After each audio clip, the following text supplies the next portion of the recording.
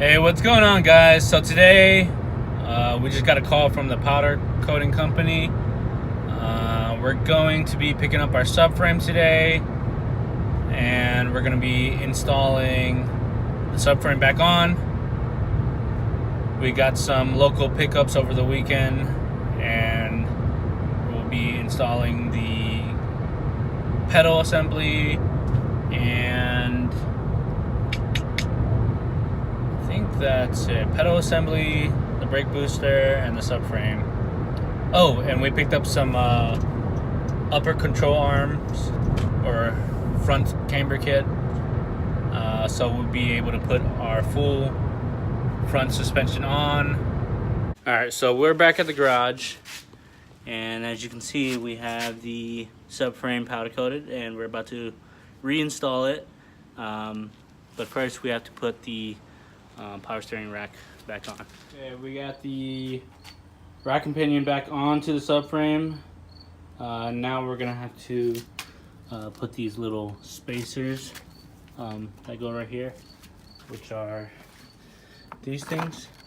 But before we do that, I think I'm gonna sand these down and spray paint them.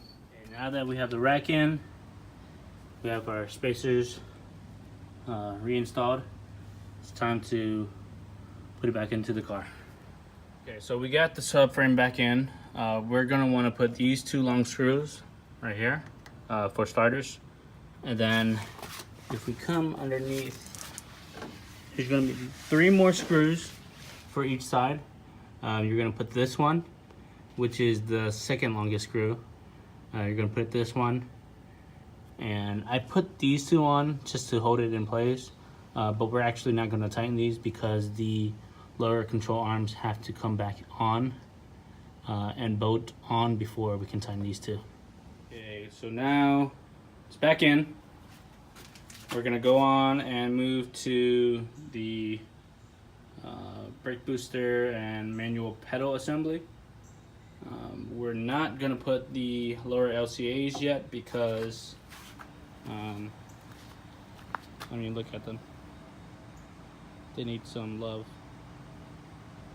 Also, I will not be running the stock sway bars, so I'm just gonna get rid of that completely, and then maybe eventually down the road I'll buy an aftermarket, maybe an Ibach or something a lot thicker.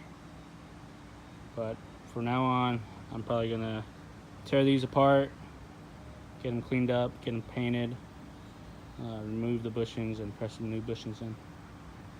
Okay, first we want to put the clutch master cylinder in. Simply just slide it in, and then we're gonna go to the inside of the car. Okay, now from the inside, all we have to do is get the pedal assembly, or the clutch pedal assembly, and slip it over these 2 bolts. And it'll simply just bolt over. There's one hole right there and another hole right there. Alrighty, so looking underneath, kind of hard to see, but there's a slot.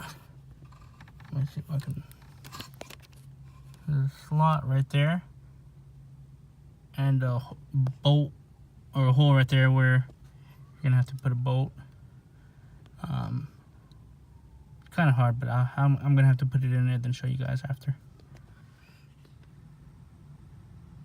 Okay, so it's kind of hard to see, but if you look right above the sensor, there's like a goldish bolt right here. You're just gonna have to put that one in. Don't tighten it all the way. It's kind of there just for a placeholder, and then you're gonna be able to slide the clutch master cylinder through the holes. Okay, once you have the 2 12-meter bolts nice and snug, we'll be able to go back up top to that 12-millimeter bolt up there and tighten it in place. Okay, so after a bunch of maneuvering through the dash, there's going to be 5 bolts. There's 3 in the video. 1, 2, 3. 1 up there, and then 1 nut right there that we'll put back on, and then that's it. So that's all for the inside. After you're done with the inside, we'll come out here and slip the brake master cylinder back on. Simply these two nuts right here. These are really old, so I'm gonna have to replace them, but these will do for now. So that is it for today, guys. Stay tuned for the next episode. Hopefully we can get the engine prepped up and into the bay soon. Stay tuned.